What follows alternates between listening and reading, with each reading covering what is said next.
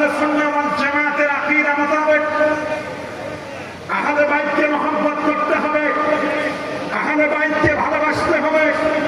আল্লাহর নবী ১৫০০ বছর আগে তিনি স্পষ্ট ভাষায় বলে দিয়েছেন, আন-নুজুমু আমানাতুন লিস-সামা।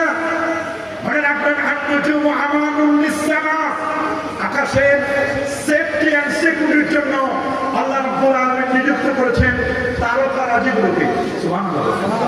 কোটি কোটি তারকা, এবং এই কোটি কোটি তারকাকে পরিচালনা করবার জন্য সেখানে রয়েছে একটি সূর্য, এটি এজ এ প্রেসিডেন্ট, আর সূর্যের পাশে রয়েছে সেখানে একটি মুন চাঁদ এজ এ ভাইস প্রেসিডেন্ট, আর কোটি কোটি তারকা, এরা হচ্ছে পার্লামেন্টারি সাংসদ।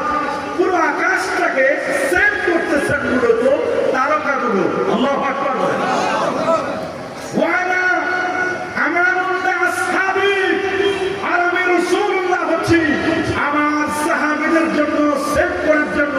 আমি যতদিন আছি আমার সাহাবীরা সেভ আছে, বাতিলপন্থীরা কেউ কখনো তাদের উপর হামলা করতে পারবে। আর আমার আহলে বাইত, আমার আহলে বাইত আমার উম্মতি, আমার উম্মতের সেফটি এন্ড সিকিউরিটি দিবে মূলত আমার আহলে বাইতরা। আল্লাহু আকবার বলেন। সুতরাং কেউ যদি এই উম্মতের সেফটি এন্ড সিকিউরিটিকে ভঙ্গ করতে চায়, তাহলে সে যেন আহলে বাইতের ব্যাপারে বিরূপ প্রতিক্রিয়া দেখায়, আহলে বাইতের ব্যাপারে বিষোদ্গার করে।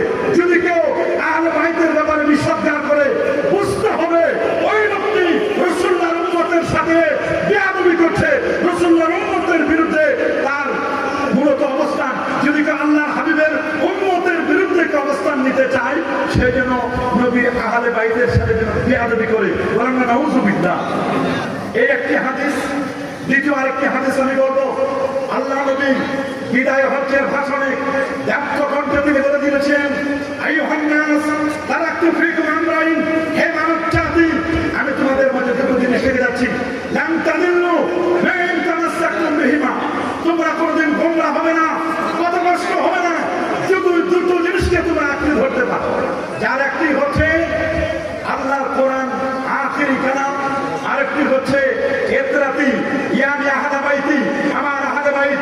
আহলে বাইতকে যতদিন পর্যন্ত আঁকড়ে ধরবে ততদিন পর্যন্ত তোমরা গোমরাহ হবে না, পথভ্রষ্ট হবে না।